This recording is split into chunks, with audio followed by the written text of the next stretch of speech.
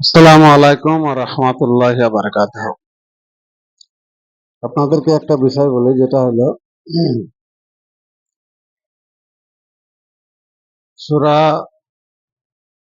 মুমিনুনের শেষের 4 আয়াত আপনারা যদি পড়েন, কোনো জায়গায় দেখবেন কেউ ভয় পেয়েছে, কাউকে জিনে আক্রমণ করেছে, থরথর থরথর করে কাঁপছে, ঘন ঘন অজ্ঞান হয়ে যাচ্ছে, আবার বুক ধড়ফড় করছে, অনেক কিছু পার্শ্ব প্রতিক্রিয়া দেখা দিচ্ছে।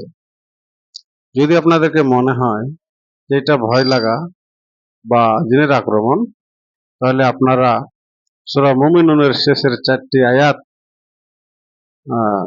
ডান কানে 7 বার পড়ে ফু দিবেন, বাম কানে 7 বার পড়ে ফু দিবেন। তাহলেই দেখবেন যদি জিন থাকে জিন পালিয়ে যাবে, যদি জাদুটনা হয় আস্তে আস্তে কেটে যাবে। আপনারা এটা আমল করবেন।